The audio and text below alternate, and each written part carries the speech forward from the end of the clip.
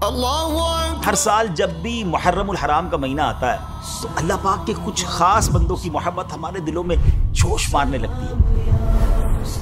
ہمارے دل ان کی یادوں میں، ان کے عشق میں تڑپنے لگ جاتے ہیں. ان کی یادیں ہمیں وفا، صبر، قربانی اور حق کے لیے ڈٹ جانے کا پیغام دیتی ہیں. اس ویب سیریز میں ہم پیارے آقا علیہ الصلوۃ والسلام کے اہل بیت کی شان و عظمت، دین اسلام میں ان کا مقام و مرتبہ، ان کے کمالات اور فضائل کے بارے میں سنیں گے. انہی یادوں کو تازہ کرنے کے لیے ہم لائے ہیں آپ کے لیے ایک انٹرسٹنگ اور انفارمیٹیو ویب سیریز جس کا نام ہے عظمت و شان اہل بیت رسول. کسی نے کیا خوب کہا ہے کہ غریب و سادہ و رنگی ہے داستان حرم، غریب و سادہ و رنگی ہے داستان حرم، نہایت اس کی حسین ابتدا ہے اسماعیل. اس ویب سیریز میں ہم پیارے آقا علیہ الصلوۃ والسلام کے اہل بیت کی شان و عظمت، دین اسلام میں ان کا مقام و مرتبہ، ان کے کمالات اور فضائل کے بارے میں سنیں گے. اور آج اس ویب سیریز کی پہلی ایپیسوڈ ہے تو آپ کو اس کا پہلے فارمیٹ بتا دیتے ہیں. ایپیسوڈ کے سٹارٹ میں ہم اہل بیت سے کسی فرد کی کرامت سے متعلق کوئی واقعہ سنیں گے، درمیان میں اپنے ٹاپک کو ڈسکس کریں گے اور پھر آخر میں ان عظیم ہستیوں میں سے کسی کا حکمت بھرا کال سنیں گے. آج چونکہ ویب سیریز کا پہلا ایپیسوڈ ہے تو آئیے اہل بیت کے امام حیدر کرار حضرت مولا علی مشکل کشا شیر خدا کرم اللہ تعالی وجہ الکریم کی کرامت سے اپنے اس پہلے ایپیسوڈ کا آغاز کرتے ہیں. آپ رضی اللہ عنہ کے دور خلافت میں ایک حبشی غلام تھا جو کہ آپ سے بڑی محبت کرتا تھا. ایک مرتبہ شیطان کے بہکاوے میں آ کر اس نے چوری کر لی. چوری تو کر لی مگر اپنی چوری کو چھپا نہ سکا. کسی طرح اس کی چوری کے بارے میں لوگوں کو پتہ چل گیا اور لوگوں نے اس کو پکڑ لیا. پکڑ کر اسے دربار خلافت میں پیش کیا گیا اور پھر مولا علی کے سامنے اس نے اپنے جرم کا اقرار بھی کر لیا.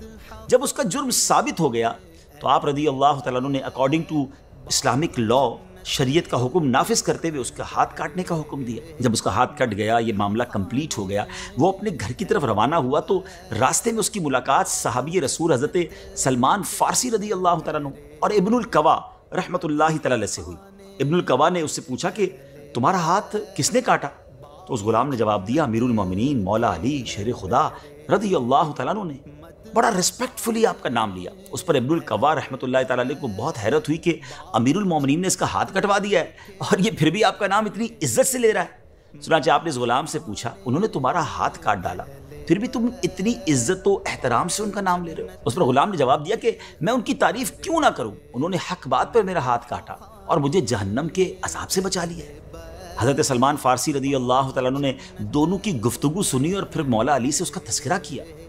اللہ اکبر. آپ رضی اللہ تعالیٰ عنہ نے اس غلام کو بلوایا اور اس کا کٹا ہوا ہاتھ اس کی کلائی پر رکھا اور اس کو رومال سے چھپایا اور پھر کچھ پڑھنا شروع کیا. اتنے میں غیبی آواز آئی کہ کپڑا ہٹاؤ. جب لوگوں نے کپڑا ہٹایا تو دیکھا کہ غلام کا کٹا ہوا ہاتھ کلائی سے اس طرح جڑ گیا تھا کہ گویا کبھی جدا ہی نہ ہوا ہو، کہیں کٹنے کا کوئی نشان تک نہیں تھا. اللہ اکبر. یہ شان ہے ہمارے پیارے آقا علیہ الصلوۃ والسلام کے اہل بیت کی، اور مولا علی کی تو کیا ہی بات ہے. ناظرین، انسان اللہ رب العزت کی اشرف ترین مخلوق ہے، پھر انسانوں میں افضل ترین انبیاء کرام علیہ السلام ہے، اور پھر انبیاء کرام میں سب سے اعلیٰ اور عزت والے ہمارے پیارے آقا اللہ کے آخری نبی صلی اللہ تعالی علیہ وآلہ وسلم ہے. آپ کی ذات مبارکہ اللہ پاک کے نزدیک اتنی بلند ہے کہ آپ سے نسبت رکھنے والی ہر چیز کو رب نے سب سے اعلیٰ بنایا. آپ سے منسوب ہر لمحہ، ہر شخصیت، ہر چیز اللہ کے ہاں محترم ہے. جس شہر نے آپ کے قدم بوسی کی وہ بلد امین کہلایا. جو زمانہ آپ کی خوشبو سے مہکا اس کی قسمیں ذکر کی گئیں. جنہوں نے آپ کا مقدس زمانہ پایا اور آپ پر جانیں قربان کی وہ مومنون، متقون، مفلحون اور راشدون کے لقب سے نوازے گئے. انسان تو انسان، حیوان اور بے جان چیزوں نے بھی آپ کی نسبت سے فیض پایا.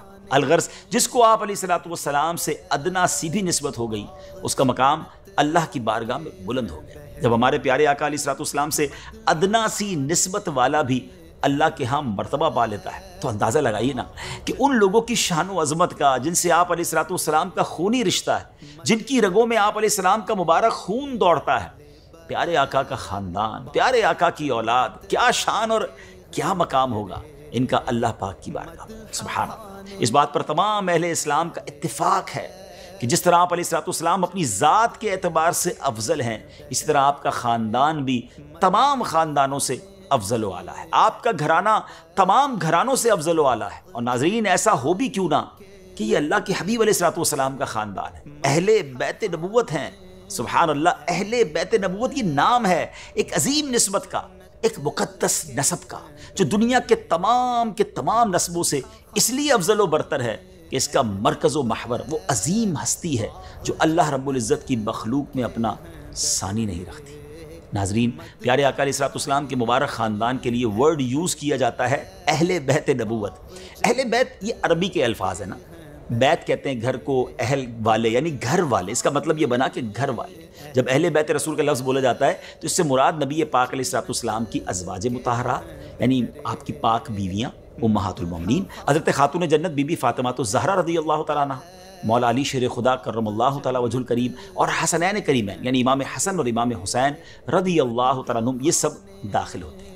ناظرین، اہل بیت کی شان بیان کرنے کے لیے قرآن پاک میں اللہ کریم نے مختلف مقامات پر ان کا ذکر بڑے شاندار انداز سے ہوا۔ پہلے ہم سنتے سورہ احزاب کی آیت نمبر 33، اللہ اکبر، کمال کی آیت ہے۔ اللہ فرماتا ہے انما یرید اللہ لیذھب عنکم الرجس اہل البیت ویطہرکم تطہیرا۔ اے نبی کے گھر والوں، اللہ تو یہی چاہتا ہے کہ تم سے ہر ناپاکی دور فرما دے اور تمہیں پاک کر کے خوب صاف ستھرا کر دے۔ اللہ اکبر۔ تفاسیر میں آتا ہے کہ لفظ رجس ہر ناپسند چیز کو کہتے ہیں، چاہے عمل ہو یا اس کے علاوہ، یعنی گویا کہ اللہ پاک فرما رہا ہے کہ اللہ پاک اہل بیت سے ہر قسم کی برائی کو دور کرنا چاہتا ہے۔ کیا خوبصورت بات مولانا حسن رضا خان صاحب لکھتے ہیں نا، ان کی پاکی کا خدائے پاک کرتا ہے بیاں، آیا تطہیر سے ظاہر ہے شان اہل بیت۔ ناظرین، تفاسیر کے مطابق یہ آیت مبارکہ نبی پاک علیہ الصلوۃ والسلام کی ازواج مطہرات مولا علی، سیدہ فاطمہ الزہرا، امام حسن و حسین رضی اللہ عنہم اجمعین کے بارے میں نازل ہوئی۔ اور یاد رہے کہ ازواج مطہرات اس آیت میں شامل ہیں، کیونکہ اس بات کی دلیل یہ ہے کہ آگے پیچھے سارا کلام ہی ان سے متعلق ہو رہا ہے، اور مولا علی، حضرت فاطمہ، امام حسن و حسین بھی شامل ہیں۔ اور اس کی دلیل یہ روایت ہے کہ بی بی عائشہ صدیقہ رضی اللہ تعالیٰ عنہا فرماتی ہیں کہ ایک صبح نبی پاک علیہ الصلوۃ والسلام ایک دھاری دار سیاہ بالوں کی چادر پہنے ہوئے نکلے۔ ابھی آپ تشریف فرما تھے کہ حضرت فاطمہ الزہرا رضی اللہ تعالیٰ عنہ تشریف لے آئیں، آپ نے انہیں چادر میں داخل کر لیا۔ پھر مولا علی شیر خدا تشریف لائے، انہوں نے بھی، نبی پاک نے انہیں بھی چادر میں داخل کر لیا۔ پھر حضرت امام حسن، امام حسین، دونوں کو بھی نبی پاک علیہ الصلوۃ والسلام نے چادر میں داخل کیا، اور پھر یہ آیت مبارکہ تلاوت فرمائی۔ حضرت انس بن مالک رضی اللہ تعالیٰ عنہ کہتے ہیں کہ رسول پاک علیہ الصلوۃ والسلام 6 مہینوں تک حضرت فاطمہ الزہرا رضی اللہ تعالیٰ عنہ کے دروازے پر آتے رہے، جبکہ آپ فجر کی نماز کے لیے نکلتے، آپ علیہ الصلوۃ والسلام دروازے کے پاس تشریف لا کر فرماتے الصلاۃ یا اہل البیت، یعنی اے اہل بیت، نماز کا وقت ہو گیا۔ اس کے بعد یہ آیت مبارکہ تلاوت فرماتے ہیں۔ کیسی آیت ہے کہ جس میں اہل بیت کی پاکی کا بیان ہے، ان سے ہر برائی، ہر بری چیز کو دور کرنے کا اعلان ہے۔ یہ تو تھی آیت تطہیر، سبحان اللہ۔ اور یہ ہے میرے آقا کا گھرانہ، اور حسنین کریمین ہوں، مولا علی ہوں، بی بی فاطمہ ہوں، تو اعلیٰ حضرت کا وہ شعر یاد آتا ہے۔ اعلیٰ حضرت لکھتے ہیں نا، کیا بات رضا اس چمنستان کرم کی، کیا بات رضا اس چمنستان کرم کی، زہرا ہے کلی جس میں حسین اور حسن پھول۔ ناظرین، یہ تو بات تھی آیت تطہیر، جس سے یہ واضح طور پر ہمیں معلوم ہوتا ہے کہ نبی پاک علیہ الصلوۃ والسلام کے اہل بیت کی شان و عظمت کیا ہے۔ اب ایک اور آیت مبارکہ، اللہ اکبر، کیا امیزنگ واقعہ ہے یہ، اس کو کہتے ہیں آیت مباہلہ۔ اس کا بیک گراؤنڈ یہ ہے کہ نبی پاک علیہ الصلوۃ والسلام تبلیغ اسلام کے لیے ڈفرنٹ کنٹریز اور علاقوں میں صحابہ کرام علیہ رضوان کو بھیجا کرتے تھے، اور ان میں سے کچھ تو ان مبلغین کے سامنے ہی دعوت اسلام قبول کر کے مسلمان ہو جاتے تھے، جبکہ کچھ لوگ اس بات کی خواہش کرتے تھے کہ ہم خود براہ راست بارگاہ نبوت میں حاضر ہو کر آپ علیہ الصلوۃ والسلام کے بارگاہ میں آ کر دین اسلام کے بارے میں کچھ معلومات لیں گے، کچھ سوالات ہیں، کچھ کنفیوژنز ہیں جن کو دور کریں گے۔ اسی سلسلے میں 9 ہجری میں ایک وفد، ایک ڈیلیگیشن جو تھا، وہ نجران سے نبی پاک کی بارگاہ میں آیا۔ یہ نجران کے عیسائیوں کا ایک ڈیلیگیشن تھا، اس میں 60 لوگ تھے، 60 سوار تھے، اور 24 افراد تو ان میں وہ تھے جو سردار تھے، وہاں کے عزت دار لوگ تھے، اور ان میں 3 ان سب کے لیڈرز تھے، یعنی ان کے ہاتھوں میں نجران کے نصارہ کا مذہبی اور قومی سارا نظام تھا۔ وہ بڑا ہائیلی VIP ڈیلیگیشن تھا، اور اس میں 3 لوگ تو وہ تھے جن کے ہاتھ میں سارا نظام تھا۔ ان میں ایک عاقب جس کا نام عبد المسیح تھا، دوسرا ایہم، اور تیسرا شخص ابو حارثہ بن القمہ تھا۔ ان لوگوں نے نبی پاک علیہ الصلوۃ والسلام سے بہت سارے کوسچن کیے، پیارے آقا علیہ الصلوۃ والسلام جواب ارشاد فرماتے رہے، یہاں تک کہ انہوں نے حضرت عیسیٰ علیہ الصلوۃ والسلام کے بارے میں پوچھنا شروع کیا۔ اس ٹاپک پر آ کر انہوں نے یہ بات ماننے سے انکار کر دیا کہ حضرت عیسیٰ علیہ السلام کنواری حضرت مریم کے پیٹ سے بغیر باپ کے پیدا ہوئے۔ اس موقع پر یہ آیت نازل ہوئی جس کو آیت مباہلہ کہتے ہیں۔ اللہ پاک نے فرمایا، ان مثل عیسیٰ عند اللہ کمثل آدم خلقہ من تراب ثم قال له کن فیکون الحق من ربک فلا تکن من الممترین فمن حاجک فیہ من بعد ما جاءک من العلم فقل تعالوا ندعو ابناءنا وابناءکم ونساءنا ونساءکم وانفسنا وانفسکم ثم نبتہل فنجعل لعنت اللہ علی الکاذبین۔ ناظرین، اس آیت کا ترجمہ سنتے ہیں۔ بے شک عیسیٰ کی مثال اللہ کے نزدیک آدم کی طرح ہے، جسے اللہ نے مٹی سے بنایا، پھر اسے فرمایا ہو جا تو وہ فوراً ہو گیا۔ اے سننے والے، حق تیرے رب کی طرف سے ہے، بس تم شک کرنے والوں میں سے نہ ہونا۔ پھر آگے فرمایا، پھر اے حبیب تمہارے پاس علم آ جانے کے بعد جو تم سے عیسیٰ کے بارے میں جھگڑا کریں تو تم ان سے فرما دو، آؤ ہم اپنے بیٹوں کو اور تمہارے بیٹوں کو اور اپنی عورتوں کو اور تمہاری عورتوں کو اور اپنی جانوں کو اور تمہاری جانوں کو مقابلے میں بلا لیتے ہیں، پھر مباہلہ کرتے ہیں اور جھوٹوں پر اللہ کی لعنت ڈالتے ہیں۔ یہاں مباہلے کا ذکر ہو رہا ہے، اس کا مطلب ذرا سمجھ لیجیے، یہ امیزنگ یوں سمجھے کہ ایک ایونٹ تھا۔ مباہلے کا آسان سا مفہوم یہ ہے کہ دو مد مقابل آپس میں یوں دعا کریں کہ اگر تم حق پر ہو اور میں باطل پر ہوں تو اللہ تعالیٰ مجھے ہلاک کر دے، اور اگر میں حق پر اور تم باطل ہو تو اللہ تعالیٰ تجھے ہلاک کرے۔ پھر یہی بات دوسرا فریق بھی کہے۔ جب نبی کریم علیہ الصلوۃ والسلام نے نجران کے عیسائیوں کو یہ آیت پڑھ کر سنائی اور انہیں مباہلہ کی دعوت دی تو وہ کہنے لگے کہ ہم پہلے غور اور مشورہ کر لیں، کل آپ کو جواب دیں گے۔ پھر وہ آپس میں جب جمع ہوئے اور اپنے سب سے بڑے عالم عاقب سے کہا کہ اے عبد المسیح، مباہلہ کرنے کے بارے میں آپ کی کیا رائے ہے؟ اس نے کہا، اے نصارہ کی جماعت، تم پہچان چکے ہو کہ محمد اللہ کے رسول ہیں صلی اللہ علیہ وسلم، تم نے ان سے مباہلہ کیا تو سب کے سب ہلاک ہو جاؤ گے۔ اب اگر تم نصرانیت پر قائم رہنا چاہتے ہو تو ایک ہی حل سمجھ آتا ہے، وہ یہ کہ انہیں چھوڑ دو اور واپس گھروں کو لوٹ چلو۔ ناظرین، مشورہ ہونے کے بعد جب وہ پیارے آقا علیہ الصلوۃ والسلام کی خدمت میں حاضر ہوئے تو انہوں نے کیا دیکھا کہ آپ علیہ الصلوۃ والسلام کی گود میں امام حسین رضی اللہ تعالیٰ عنہ ہے، دستے مبارک میں امام حسن رضی اللہ تعالیٰ عنہ کا ہاتھ ہے، حضرت فاطمہ رضی اللہ تعالیٰ عنہا اور مولا علی شیر خدا پیارے آقا کے پیچھے ہیں، اور آپ ان سے فرما رہے ہیں کہ جب میں دعا کروں تو تم سب نے آمین کہنا ہے۔ کہ مباہلہ تھا، اللہ کے محبوب کی دعا اور ان عظیم پیاروں کی آمین۔ ان نصرانیوں نے کہاں بچنا تھا۔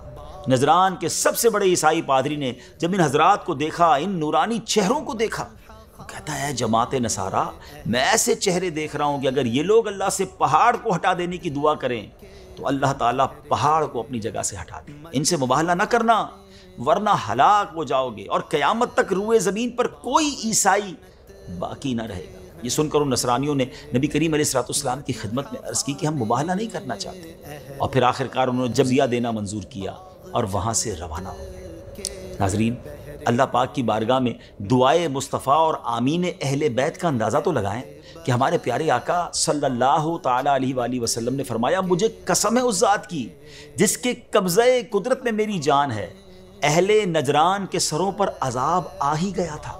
اگر وہ مباہلہ کرتے تو ان کی شکلیں بگڑ کر بندروں اور سوروں جیسی ہو جاتی، ان کی ساری وادی بھڑکتی ہوئی آگ سے بھر جاتی۔ نجران اور نجران کے رہنے والے، یہاں تک کہ درختوں پر پرندے بھی تباہ و برباد ہو جاتے، اور سال گزرنے نہ پاتا کہ تمام عیسائی ہلاک ہو جاتے۔ ایک اور آیت مبارکہ جس سے اہل بیت نبوت کی شان معلوم ہوتی ہے، سورہ شورا کی آیت نمبر 23 میں اللہ پاک ارشاد فرماتا ہے، قُلْ لَا أَسْأَلُكُمْ عَلَيْهِ أَجْرًا إِلَّا الْمَوَدَّةَ فِي الْقُرْبَى، تم فرماؤ میں اس پر یعنی رسالت کی تبلیغ پر تم سے کوئی معاوضہ یعنی بدلہ طلب نہیں کرتا مگر قرابت کی محبت۔ ناظرین، یہ آیت آیت مودہ کہلاتی ہے کیونکہ اس آیت مبارکہ میں اہل بیت اطہار سے محبت اور مودت رکھنے کا حکم دیا گیا ہے۔ اس آیت مبارکہ کا شان نزول یہ بیان کیا گیا ہے کہ جب پیارے آقا علیہ الصلوۃ والسلام مکے سے ہجرت کر کے مدینہ منورہ تشریف لائے تو انصار نے دیکھا کہ آپ علیہ الصلوۃ والسلام کے ذمے اخراجات بہت ہیں اور مال کچھ بھی نہیں ہے، تو انہوں نے آپس میں مشورہ کیا اور نبی پاک علیہ الصلوۃ والسلام کے حقوق و احسانات یاد کر کے آپ کی خدمت میں پیش کرنے کے لیے بہت سا مال جمع کیا۔ پھر آپ اس کو لے کر آپ علیہ الصلوۃ والسلام کی خدمت میں حاضر ہوئے اور عرض کیا کہ یا رسول اللہ صلی اللہ تعالیٰ علیہ وسلم، آپ کی بدولت ہمیں ہدایت نصیب ہوئی اور ہم نے گمراہی سے نجات پائی۔ ہم دیکھتے ہیں کہ آپ کے اخراجات بہت زیادہ ہیں، اس لیے ہم یہ مال آپ کی خدمت میں نظر کرنے کے لیے لائے ہیں۔ پیارے آقا علیہ الصلوۃ والسلام، آپ مہربانی فرما کر یہ مال قبول فرمائیں اور ہماری عزت میں اضافہ فرمائیں۔ اس پر یہ آیت کریمہ نازل ہوئی جس میں اللہ پاک نے اپنے محبوب علیہ الصلوۃ والسلام سے فرمایا، تم فرماؤ میں رسالت کی تبلیغ پر تم سے کوئی معاوضہ طلب نہیں کرتا مگر قرابت کی محبت۔ پھر آپ علیہ الصلوۃ والسلام نے اس مال کو اپنے صحابہ کو واپس لوٹا دیا۔ حضرت سعید بن جبیر اور عمر بن شعیب نے اس آیت کی تفسیر میں فرمایا کہ میں تم سے اتنا چاہتا ہوں کہ تم میرے قرابت داروں اور میری اولاد سے محبت کرو اور ان کے معاملے میں میرا لحاظ کرو، یعنی اہل بیت سے محبت رکھنا یہ اللہ پاک کا حکم ہے۔ ناظرین، نبی پاک علیہ الصلوۃ والسلام نے اپنی قرابت اور اپنے اہل بیت کی محبت کو ہمارے اوپر فرض و واجب قرار دیا ہے، اور یہ وجوب اس آیت مبارکہ سے ثابت ہے۔ آپ علیہ الصلوۃ والسلام نے تبلیغ دین کے ذریعے ہم پر جو احسان فرمایا اس پر آپ علیہ الصلوۃ والسلام نے ہم سے کبھی کوئی اجر طلب نہیں فرمایا سوائے اس کے کہ آپ کے اہل بیت اور قرابت سے محبت کریں۔ ناظرین، یہ ہے اہل بیت کی محبت اور یہ ہمارے ایمان کا تقاضا ہے۔ بندہ کامل مومن نہیں ہو سکتا جب تک نبی پاک کے اہل بیت سے پیار نہ کرے، اپنے گھر والوں سے زیادہ پیارے آقا کی گھر والوں سے محبت اور ان کی عزت کرے، اپنے بچوں سے زیادہ نبی پاک کی اولاد کی عزت کرے، ان سے محبت کرے، اور یہی ہمارے ایمان کا تقاضا ہے۔ اور واقعی انہی کے خاندان کا، انہی کی آل کا صدقہ تو ہم کھا رہے ہیں۔ اللہ کرے کہ ہم اہل بیت کی سچی غلامی دل و جان سے اپنے دلوں میں اختیار کریں۔ ناظرین، اب ہمارے ایپیسوڈ کا وقت جو ہے مکمل ہونے کے قریب ہے، تو یہ بتاتے چلیں کہ نبی پاک علیہ الصلوۃ والسلام نے اپنی اہل بیت اطہار سے جو محبت کا ہمیں حکم دیا ہے نا، یہ عوض بھی نبی پاک علیہ الصلوۃ والسلام نے بدلے کے طور پر اپنی طلب نہیں فرمایا، بلکہ یہ بھی ہمارے بھلے کے لیے ہے کہ اس سے ہمیں ایمان و ہدایت کا راستہ بتا رہے ہیں، ہمارے ایمان کو جلا بخش رہے ہیں، اور اہل بیت و قرابت کی محبت کے ذریعے ہمارے ایمان کی حفاظت فرما رہے ہیں۔ گویا آپ علیہ الصلوۃ والسلام اس فرمان کے ذریعے ہماری ہی بھلائی کی راہ میں بتا رہے ہیں، کیونکہ اہل بیت کی شان یہ ہے کہ یہ باعث امن ہے۔ پیارے آقا نے فرمایا، میرے اہل بیت زمین والوں کے لیے امان ہیں، جب میرے اہل بیت نہ رہیں گے اس وقت زمین والوں پر وہ نشانیاں ظاہر ہو جائیں گی جن کا ان سے وعدہ کیا گیا ہے۔ ناظرین، اب ایپیسوڈ کا وقت پورا ہونے کو ہے، تو آخر میں انشاءاللہ اپنے ہر ایپیسوڈ میں ایک عظیم ہستی کا فرمان سنیں گے، اور آج سبحان اللہ اس کا فرمان سنیں گے جس کے بارے میں میرے آقا فرماتے ہیں کہ میں علم کا شہر ہوں اور علی اس کا دروازہ ہے۔ مولا علی کا فرمان، آپ فرماتے ہیں جب کسی شخص کی عقل کامل ہو جاتی ہے تو اس کی گفتگو میں کمی آ جاتی ہے۔ اللہ اکبر! دیکھیں ایک جملے میں کیا کمال کی بات شیر خدا فرما رہے ہیں کہ فضول باتوں میں بندہ نہیں پڑتا، پھر اس کی گفتگو کم ہو جاتی ہے۔ اگر عقل کامل ہے تو پھر باتیں زیادہ نہیں ہوتی، ٹو دی پوائنٹ بات ہوتی ہے۔ خیر الکلامی ما قل و دل، بہترین کلام وہ ہے جو مختصر ہو مگر پردلیل ہو، پر اثر ہو۔ اللہ پاک ہمیں مولا علی کے اس فرمان پر عمل کرتے ہوئے فضول باتوں سے بچنے کی توفیق عطا فرمائے۔ اپنی دعاؤں میں یاد رکھیے گا، اگلے ایپیسوڈ میں انشاءاللہ اور خوبصورت باتیں، اہل بیت سے محبت میں مزید اضافہ ہوگا۔ ہمیں اپنی دعاؤں میں یاد رکھیے۔ صلو علی الحبیب صلی اللہ تعالی علی محمد صلی اللہ علیہ وسلم۔